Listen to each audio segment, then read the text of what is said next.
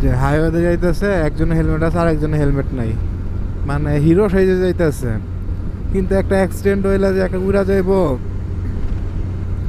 মাথা সেফ থাকা যে কতটা জরুরি এটা আমরা বাঙালিরা বুঝি না। মানে আমরা বাঙালিরা বলতে আমরা ইয়ং জেনারেশনে অনেক বেশিরভাগই বুঝি না যে মাথা সেফ রাখাটা কতটা জরুরি। আপনার ছোট একটা ইনসিডেন্ট বলি, এটা আমার খালাতো ভাইয়ের সাথে হয়েছে। তো এই বছর কুরবানি ঈদের সময় হচ্ছে ঈদের দিনই ও হচ্ছে অ্যাক্সিডেন্ট করছে ঢাকার ভিতরে একটা রোডে, ফাঁকা রোড। তো ওর পুরা শরীরে কোনো জায়গায় কোনো কিছু হয় না, শুধু পায়ে একটু ছুলছে, মানে হালকা একটু ছুলছে, মানে সেটা ধরার ভিতরে না, হালকা একটু চামড়া ছুলছে।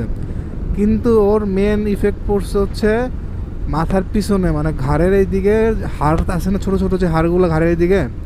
তো এইখানে 3 নাম্বার 4 নাম্বার ঘাড়ে হচ্ছে চাপ খায়, লিগামেন্ট হয়ে গেছে, মানে চাপ লেগে যাওয়ার কারণে ও পুরা মানে হাত পা কিছু নাড়াইতে পারতো না, মানে প্যারালাইসিস মতন হয়ে গেছিলো। পরে নিউরো সায়েন্সে রাখা হয়েছে কিছুদিন, এরপর সাভার নিয়ে যাওয়া হয়েছে। তো শেষমেশ আর কিছু মানে ঢাকার চিকিৎসা, বাংলাদেশের চিকিৎসা ব্যবস্থা একবারে খারাপ, এতটা বাংলাদেশের চিকিৎসা ব্যবস্থা ভালো না। তো এইখানে চিকিৎসা করছে, নিউরোতে বলছে অপারেশন করা লাগবে না, আবার সাভারে নিয়ে গেছে, সাভারেতে বলে যে ভাই অপারেশন করা লাগবে, কিন্তু আমরা এখানে এরকম অপারেশন হয় না, বা অপারেশনের রেট অনেকটাই কম বাংলাদেশে, বাইরের দেশের তুলনায়, মানে ইন্ডিয়ার তুলনায় অনেকটাই কম সাকসেস হওয়ার রেট। তো এরকম বলার পরে থেরাপি দিছে, আর এটা ওনারা বলছে থেরাপি দিলে ঠিক হবে, কিন্তু ভবিষ্যতে যদি কখনো অ্যাক্সিডেন্ট করে, বা অ্যাক্সিডেন্ট না, যদি ঘাড়ে একটা চাপও খায় না, ওই ক্ষেত্রে মারা যাওয়ার সম্ভাবনা অনেকটাই বেশি। তো এরকম বলার পরে হচ্ছে প্রায় 2-3 মাস হচ্ছে এরকম ছিল, মানে নিউরো পরে আপনার সাভারে 2 মাসের মতন এরকম ছিল। তারপরে যা হচ্ছে কি শেষ ফিনিশিংয়ে হচ্ছে ইন্ডিয়া নিয়ে যাওয়া হয়েছে। তো ফার্স্টে নিয়ে গেছে কলকাতায়, কিছুদিন আগে 3-4 মাস আগে কলকাতা নিয়ে যাওয়া, ওইখানে দেখানোর পর এরপরে হচ্ছে চেন্নাই নিয়ে গেছে। নিউরো সায়েন্সের জন্য বেস্ট ডক্টর আছে হচ্ছে চেন্নাই, আপনার কী যেন হসপিটাল নাম এটা খেয়াল নাই। তো ওইখানে নিয়ে যায়, লাস্টে দেখানোর পর ওইখান থেকেও দেখাইছে, বলছে যে থেরাপি দেওয়া ঠিক হবে, তবে অপারেশন করলে রিস্ক ফ্রি থাকে। তো এরপরে নেক্সট আবার যাবে, এখন মোটামুটি হাঁটতে পারে আল্লাহর রহমতে, আল্লাহর অশেষ রহমত, আর হাঁটতে পারে, একটু সুস্থ হইতেছে। এখন নেক্সটে গেলে বোঝা যাবে কী করলে ভালো হবে।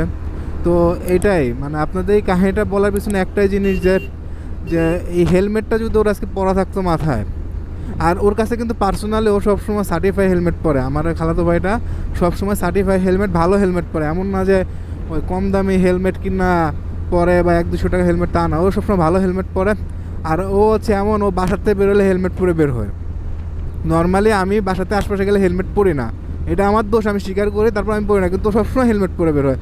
কিন্তু আল্লাহর কি মানে বুঝলাম না, ভাগ্যের কি লেখা, ও ওই দিনই হেলমেট পরলো না। আর ও মনে করছে ঈদের দিন গাড়ি ঘোড়া নিয়ে আস্তে আস্তে যাবো, কোনো সমস্যা হবে না।